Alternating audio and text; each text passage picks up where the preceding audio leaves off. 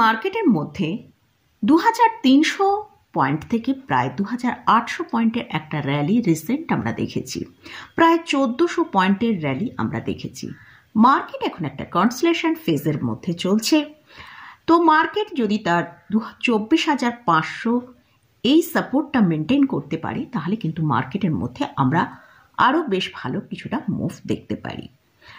তো যাই হোক, মার্কেটের কারেকশানেতে আপনারা অনেকেই বলেছিলেন যে পোর্টফোলিও স্টক নিয়ে ডিসকাস করতে, তাই আমি বিভিন্ন সেক্টরের ওয়াইজ যে পোর্টফোলিও স্টক আমরা পোর্টফোলিও অ্যাড করতে পারি সেটা নিয়ে ডিসকাস করছি। অলরেডি আমি দুটো ভিডিও আপনাদের সাথে শেয়ার করেছি। এই ভিডিওগুলোয় আমি ব্যাংক, এফএমসিজি, এনবিএফসি, আইটি এবং সেমিকন্ডাক্টর এইসব সেক্টর নিয়ে আলোচনা করেছি। তো আজকের ভিডিওয়ে আমি pharma, telecommunication, stock, commodity broker sector আর রেলওয়ে সেক্টর নিয়ে আজকের ভিডিওয়ে আলোচনা করব। তাহলে ভিডিওটা শুরু করা যাক। আমি নিরুপমা, শেয়ার শেখো চ্যানেলের পক্ষ থেকে সকল বন্ধুদের স্বাগত জানাই। আর চ্যানেলে যদি ফার্স্ট টাইম ভিজিট করে থাকেন তাহলে অবশ্যই চ্যানেলটা সাবস্ক্রাইব করে নেবেন আর পাশে থাকা বেল আইকনটা প্রেস করে রাখবেন। আমি ভিডিও আপলোড করার সাথে সাথে আপনাদের কাছে ভিডিওটা পৌঁছে যাবে। আর ভিডিওটা যদি ভালো লাগে অবশ্যই লাইক এবং শেয়ার করতে ভুলবেন না। ভিডিও শুরু করার আগেই বলি, যদি আগের দুটো ভিডিও মিস করে থাকেন তাহলে ডেসক্রিপশানে আমি লিঙ্ক দিয়ে রাখবো, সেই ভিডিওগুলো একবার দেখে নেবেন। সেখানে কিন্তু স্টক ছাড়াও অন্যান্য অনেক কিছু বিষয় নিয়ে ডিসকাস করেছি, তাই ওই দুটো ভিডিও কিন্তু খুব ইম্পর্টেন্ট। তো যাই হোক, আজকের ভিডিওয়ে ফার্স্ট যে সেক্টরটা নিয়ে আলোচনা করছি সেটা হচ্ছে ফার্মা সেক্টর। ফার্মা সেক্টরের মধ্যে আমি অলওয়েজ টাইম সান ফার্মাসিউটিক্যাল স্টকটাকে খুব বেশি পছন্দ করি। এই স্টকটা নিয়ে আমি অনেকবারই আপনাদের সাথে আলোচনা করেছি। তো আর এই স্টকটায় যখনই আমরা 20% থেকে 25%-এর কারেকশান দেখব অবশ্যই কিন্তু আমরা পোর্টফোলিও অ্যাড করতে পারি। অন্য দুটো স্টক নিয়ে ডিসকাস করব। ফার্স্ট যে স্টকটা নিয়ে আলোচনা করছি সেটা হচ্ছে ডক্টর রেড্ডি। এই স্টকের কারেন্ট প্রাইস চলছে 1254 টাকা। এই স্টকটা কিন্তু রিসেন্ট আমরা এই স্টকটায় 28শে অক্টোবর একটা স্প্লিট হয়েছিল বলে দামটা আমরা এখন এত কম দেখতে পাচ্ছি। এই স্টকটা 1:5 রেশিওয়ে স্প্লিট হয়েছিল। তো এখন স্টকের প্রাইস চলছে 1254 টাকা। তো ডক্টর রেড্ডি হচ্ছে একটা হায়দ্রাবাদ ফার্মাসিউটিক্যালস কোম্পানি। এটা আমাদের ইন্ডিয়ান ফার্মাসিউটিক্যাল কোম্পানি। এরা গ্লোবাল জেনারিক সেগমেন্ট থেকে 83% রেভিনিউ আর্ন করে। এটা একটা large cap stock, large cap category stock. এদের মার্কেট ক্যাপিটালাইজেশন 1,04,000 করোড়ের ওপর। স্টকের পি 19.7-এর কাছে ট্রেড করছে। স্টকটার পি কিন্তু অনেকটা নিচের দিকেই রয়েছে। তাই এই স্টকটাকে যদি মনে করেন এখন থেকে পোর্টফোলিও অ্যাড করার জন্য, সেটা কিন্তু অ্যাড করা যেতে পারে। এছাড়াও এই কোম্পানির আরওসি হচ্ছে 26.5%, আরওই হচ্ছে 21.4%। ভালো ডিভিডেন্ড পে করে। এছাড়াও কোম্পানিতে এফআইস এবং ডিআইসদের কিন্তু একটা খুব ভালো পজিশন আছে। এফআইস এবং ডিআইসদের দুজনের মিলিয়ে প্রায় 49% পজিশন হোল্ড করছে। লাস্ট 1 ইয়ার্সে স্টকটা কিন্তু মাত্র 14% র্যালি দিয়েছে, কিন্তু আমরা যদি লাস্ট 5 ইয়ার্সে দেখি 122% র্যালি দিয়েছে। তো এই স্টকটাকে যদি লং টার্ম পোর্টফোলিওর জন্য অর্থাৎ 5 to 7 ইয়ার্সের জন্য কোনো পোর্টফোলিও তৈরি করা হয়, তো সেখানে যদি আমরা এই স্টকটাকে অ্যাড করতে পারি কিন্তু একটা খুব ভালো রিটার্ন পাওয়ার সম্ভাবনা রয়েছে। নেক্সট যে স্টকটা নিয়ে আলোচনা করছি সেটা হচ্ছে ডিভিস ল্যাবরেটরি লিমিটেড। এই স্টকটাও একটা ইন্ডিয়ান মাল্টি ন্যাশনাল কোম্পানি। এরা প্রডিউসড করে অ্যাক্টিভস ফার্মাসিউটিক্যালস ইনগ্রিডিয়েন্টস। এটা হায়দ্রাবাদ একটা কোম্পানি। এছাড়াও company intermediates and nutraceuticals ingredients manufacturing করে এবং এক্সপোর্ট করে। এই স্টকের কারেন্ট প্রাইস চলছে 5,980 টাকা। এদেরও মার্কেট ক্যাপিটালাইজেশন 1,50,000 করোড়ের ওপর। আরওসি হচ্ছে 16.5%, আরওই হচ্ছে 12.2%। এই স্টকের কিন্তু কারেন্ট পি 86-এর কাছে ট্রেড করছে। তাই এই স্টকটা এখন একটা কারেকশন মোডেই চলছে। আমরা লাস্ট 5 ডেজের যদি দেখি, কারেকশন মোটামুটি 4%-এর মতন কারেকশানে এখন স্টকটা চলছে। তো এই স্টকটায় যদি আরও বেশ কিছুটা কারেকশান আসে তাহলে কিন্তু এই স্টকটাকে আমরা অবশ্যই পোর্টফোলিও অ্যাড করতে পারি, কারণ এখন স্টকটার যে পি চলছে সেটা 86-এর কাছে চলছে। তাই এই স্টকটাকে আমরা যদি ইনভেস্ট করতে চাই তাহলে একটা ভালো কারেকশান এলে, অন্তত 10-12% একটা কারেকশান তার হায়ার প্রাইস থেকে যদি আসে, সেখানে আমরা এই স্টকের মধ্যে ইনভেস্ট করব। স্টকে প্রোমোটারের হোল্ডিং আছে 51%, এফআইস এবং ডিআইসদের দুজনের মিলিয়ে আছে 38%-এর মতন। তো এই স্টকটাতেও আমরা যখনই দেখব 10-12% কি তার বেশি কারেকশান এসেছে, তখন আমরা ধীরে ধীরে এই স্টককেও আমাদের পোর্টফোলিও অ্যাড করতে পারি। নেক্সট যে সেক্টরটা নিয়ে আলোচনা করছি সেটা হচ্ছে টেলিকমিউনিকেশন সেক্টর, সেটা হচ্ছে টাটা কমিউনিকেশন।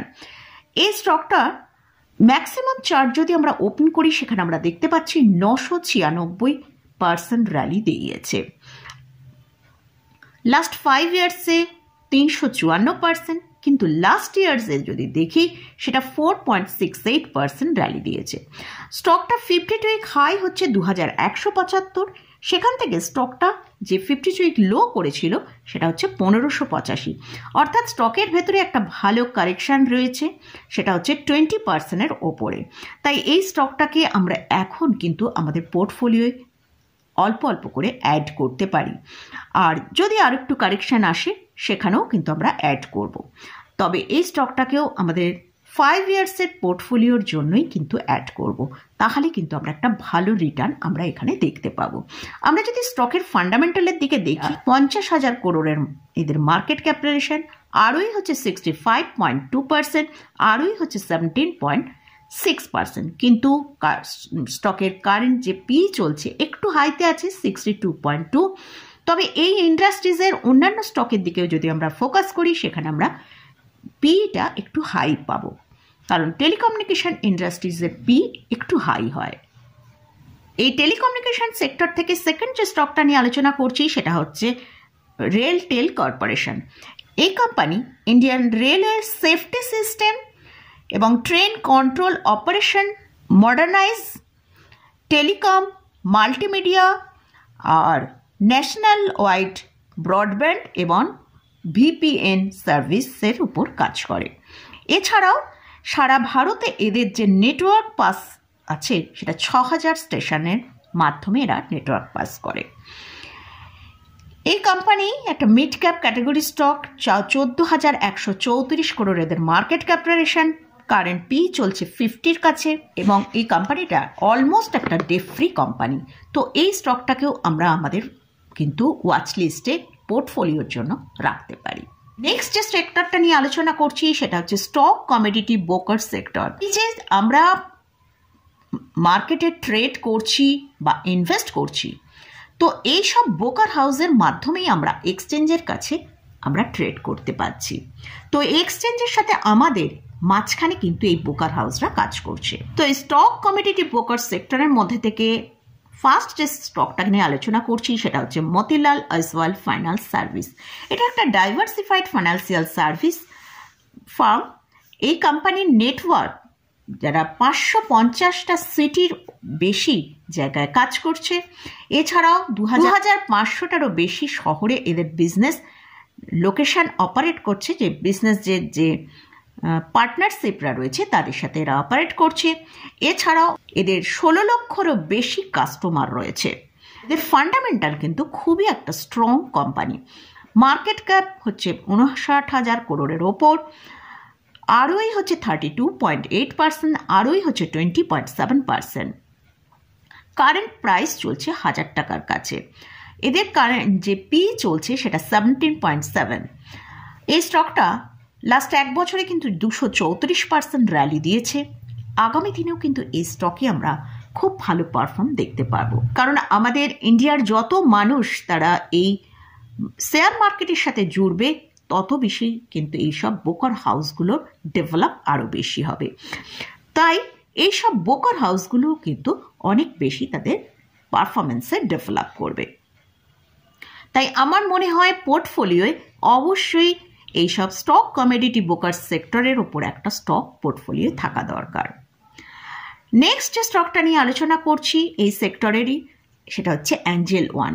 এই স্টকটাও লং টার্ম পোর্টফোলিওয়ে অবশ্যই অ্যাড করা যেতে পারে, তবে স্টকের প্রাইস এখন অনেক হাইতে ট্রেড করছে। কারেকশানের জন্য আমাদের ওয়েট করতে হবে এবং স্টকটা কারেকশান এলে, আমরা রিসেন্ট একটা কারেকশান দেখেও ছিলাম, তবে এই স্টকটা নিয়ে আমি রিসেন্ট এই ভিডিওটায় আলোচনা করেছি। যদি ডিটেলসে জানতে চান তো এই ভিডিওটা একবার দেখে নিতে পারেন। আর এছাড়াও এই ভিডিওটায় আমি আপনাদের সাথে বলেছিলাম যে শর্ট টার্মে 2985 টাকা যদি সাপোর্টটা মেনটেন করতে পারে তাহলে স্টকটা 3420 টাকা পর্যন্ত যেতে পারে। তো স্টকটার মধ্যে আজকে কিন্তু আমরা সেই টার্গেটটা, সেই ওপরের দিকে মুভটা আজকে আমরা স্টকের ভেতর দেখেছি। তো এই স্টকটাকেও কিন্তু আমরা লং টার্ম পোর্টফোলিওয়ে অ্যাড করে রাখতে পারি। অবশ্যই আমার মনে হয় কারেকশানে অ্যাড করাটা বেটার হবে। লাস্ট যে সেক্টরটা নিয়ে আলোচনা করব সেটা হচ্ছে রেলওয়ে সেক্টর। ফার্স্ট যে স্টকটা নিয়ে আলোচনা করছি সেটা হচ্ছে IRFC। এই স্টকটা কিন্তু আমরা হাই করেছিল, 52 উইক হাই যেটা করেছিল সেটা 229 টাকা। সেখান থেকে স্টকটা এখন যেখানে ট্রেড করছে প্রায় 27% কারেকশন দেখিয়েছে। এখন স্টকটা 159 টাকার কাছে ট্রেড করছে। তো এই স্টকটাকেও আমরা অবশ্যই আমাদের লং টার্ম পোর্টফোলিওয়ে ধীরে ধীরে অ্যাড করতে পারি। তবে এখানে একটা কথা বলে রাখি, স্টকের এখন কারেন্ট পি চলছে 32 এর কাছে, কিন্তু মিডিয়ান পি 6.6 এর কাছে। তো স্টকটা কিন্তু এখান থেকে হয়তো আরও কিছুটা কারেকশন আসতে পারে। তাই আমরা যতটা পোর্টফোলিওয়ে স্টক অ্যাড করব বলে, কোয়ান্টিটি অ্যাড করব বলে ঠিকঠাক করব, তার কিছুটা 30% এখন আমরা বাই করতে পারি, বাকিটা কিন্তু আবার কারেকশন, মার্কেটে কারেকশন এলে তবেই বাই করাটা বেটার হবে। তবে এখানে একটা কথা বলে রাখি, আমি যে এতগুলো স্টক নিয়ে ডিসকাস করলাম, এই স্টকগুলো কিন্তু কোনো আমার বাই রেকমেন্ডেশন নেই। জাস্ট আপনাদের রিকোয়েস্টের জন্যই আমি এইসব পোর্টফোলিও স্টক নিয়ে আপনাদের সাথে ডিসকাস করছি। আর যেহেতু এইসব স্টকের ফান্ডামেন্টাল এবং ফাইন্যান্সিয়াল কন্ডিশন যথেষ্ট গুড, সেই জন্যই মনে হলো এই স্টকগুলো পোর্টফোলিও অ্যাড করা যেতে পারে। তো আপনারা যদি এই সব স্টকে পজিশন নিতে চান তার আগে ভালো করে চার্ট এবং ফান্ডামেন্টাল অ্যানালিসিস করে নিয়ে তারপরই পজিশন নেবেন। তো আজকের ভিডিওর লাস্ট যে স্টকটা নিয়ে আলোচনা করছি সেটা হচ্ছে IRCTC। এটা আমার খুবই ফেভারিট একটা স্টক। এই স্টকটা 835 টাকার কাছে ট্রেড করছে। এই স্টকটায় রিসেন্ট তার হাই থেকে আমরা দেখেছি 32% কারেকশন এসেছে। এই স্টকের যদি ম্যাক্সিমাম চার্ট ওপেন করি সেটা আমরা দেখতে পাচ্ছি 435% র্যালি দেখিয়েছে। স্টকটা কিন্তু মার্কেটে লিস্টেড হয়েছে 2019-এ। অন্যান্য রেলওয়ে স্টক যে ধরনের লাস্ট 1 বছরে পারফরমেন্স দেখিয়েছে, এই স্টকটা কিন্তু সেভাবে কোনো পারফরমেন্স দেখায়নি। আমরা যদি এই স্টকের লাস্ট 1 বছরের পারফরমেন্স দেখি সেটা 9.57% আছে। এই স্টকটা কিন্তু ফান্ডামেন্টালি খুবই স্ট্রং এবং এরা যেসব আইটেমের ওপর কাজ করে একটা মনোপলি বিজনেস এরা করে। তো এই স্টকটা ভবিষ্যতে কিন্তু একটা বড় রিটার্ন আমাদের দিতে পারে। তো আমরা একবার দেখে নিই এই স্টক কি এই স্টকের ফান্ডামেন্টাল সম্পর্কে আমরা একবার দেখে নেব। এটা একটা মিনি রত্ন ক্যাটাগরি স্টক, আর এটা ইন্ডিয়ান গভর্নমেন্টের একমাত্র স্টক যে নাকি online railway ticket service provide করে, ক্যাটারিং সার্ভিস প্রোভাইড করে, এছাড়াও প্যাকেজ ড্রিঙ্কিং ওয়াটার সাপ্লাই করে ট্রেনে এবং রেলওয়ে স্টেশনে। এদের মার্কেট ক্যাপিটালাইজেশন 66,000 করোড়ের ওপর। ROC হচ্ছে 53.8%, ROE হচ্ছে 40.4%। এই কোম্পানি ভালো ডিভিডেন্ড পে করে। তো এই স্টকটা কিন্তু একটা মনোপলি স্টক, তাই এই স্টকটা কিন্তু আমার খুবই ফেভারিট স্টক। আমার মনে হয় এই স্টকটাকে আমরা যদি আমাদের পোর্টফোলিওয় ধীরে ধীরে অ্যাড করতে পারি তাহলে কিন্তু ভবিষ্যতে একটা ভালো রিটার্ন আসার সম্ভাবনা আছে। আবারও একবার আপনাদের সাথে শেয়ার করছি যে এই যে এতগুলো স্টক নিয়ে ডিসকাস করলাম, এই স্টকগুলোর মধ্যে আমি কোনো বাই রেকমেন্ডেশন করছি না। জাস্ট এই স্টকগুলো ফান্ডামেন্টালি এবং ফাইন্যান্সিয়ালি স্ট্রং কোম্পানি, সেই জন্য কিন্তু আপনাদের রিকোয়েস্টেই আপনাদের সাথে এই পোর্টফোলিও স্টকগুলো ডিসকাস করলাম। অথবা আপনাদের যদি কোনো ফাইন্যান্সিয়াল অ্যাডভাইজার থাকে তার সাথে একবার পরামর্শ করে নিই, তারপরই পজিশন নেবেন। তো মোটামুটি আজকের মতন ভিডিওটা এখানেই শেষ করছি। ভিডিওটা যদি ভালো লাগে অবশ্যই লাইক করবেন, শেয়ার করবেন, সাবস্ক্রাইব করবেন। ধন্যবাদ।